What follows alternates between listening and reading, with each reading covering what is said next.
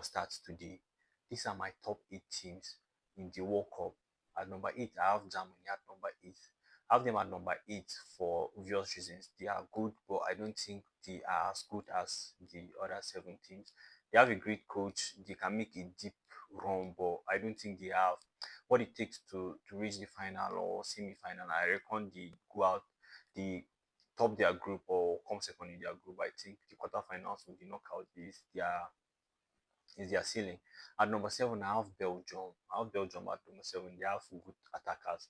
You have Kevin De Bruyne, you have Romelu Lukaku, you have Jeremy Doku, who is the problem when he now to position fullbacks.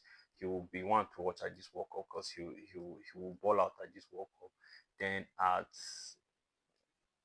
but I just don't think they have what it takes to make a deep World Cup run.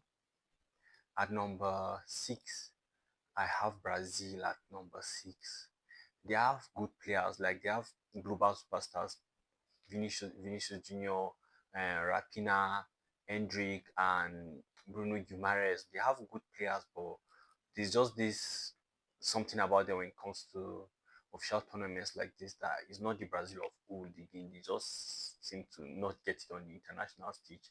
Most of their star players have not been performing well on the international stage. So I have them at number 6. At number 5, surprisingly, I have Portugal at number 5.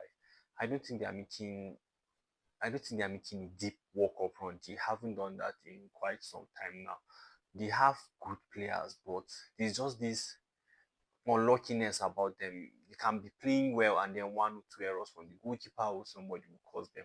And the ever aging Ronaldo, I don't think he's at full strength or he will be the one to take them over the hump. I think they are good players, but they are missing that X factor luck to win the World Cup. And they don't have heart as compared to the other teams above them. They don't have heart. They don't play with heart that okay, we want to win this. When you watch other teams like Argentina and France, they play with heart. They play with passion. Like we want to win this. We want this. So I don't think Portugal have that X factor. At number 4, I have England. They have a good coach. They have a good depth, but as much as they have a good coach, I don't think he's caught caught up for short tournaments like this. But then we will see. I think they have good players: Harry Kane, Bukayo Saka, Willie Watkins, Jude Bellingham, Declan Rice. I think they are one team who looks very good on paper, and even on field they can play any style of football, whether it be in defensive or offensive. So I have England at my number 4. At number 3, I have Argentina at number 3. Yeah, the defending champions. I have them at number 3. They have Lionel Messi, they have Julian Alvarez, they have McAllister, and the thing about this Argentina team is that when you see them on paper, you see like it's just Messi that is stammer. Probably maybe Alvarez will Lautaro, but they play with heart. There's this energy about them. There's this sense of passion about them. Anytime they play, you feel like okay, this team wants it. Like they want it more than whoever they are playing against.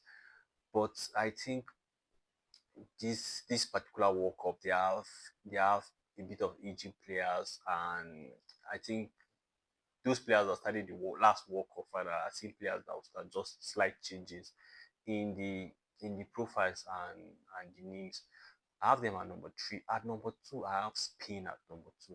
I have Spain at my number 2 because forget on paper. When you look at Spain on paper, yeah, when you look at Spain on paper, you see this team is meat. Like there's nothing probably midfield or but if Spain catch you, Spain can beat any team in this world on their day. They can beat any team in this one. And the good thing about Spain is that the threat doesn't necessarily or outrightly come from just Yamal and Nico Williams. Like one of their midfielders can just pop and have a great game. One of their midfielders can just pop and turn to prime Ronaldinho and give people problems. It's either Merino or Olmo or one of them players who you might just see Oyarzabal have a great game and then you are done for. So I have Spain as my number 2. They don't look it on paper, but on pitch, they are extremely good. At number 1, I have France, of course. I have France at number 1. back-to-back World Cup finals. When you check their squads, their depth is mad, their depth is amazing. You have Michael Olise, you have Ousmane Dembele, of course, the head of the state, Kylian Mbappe. They have a good midfield, they have a very deep bench, they have a very good defensive players, good offensive players. I think they are all rounded. The only problem I have with France is their goalkeeper. I don't think Mike Maignan is a good goalkeeper, but he makes costly mistakes from time. So I have France as my favorites because they have a deep bench, and when it comes to international tournaments, they are extremely good. They are extremely good.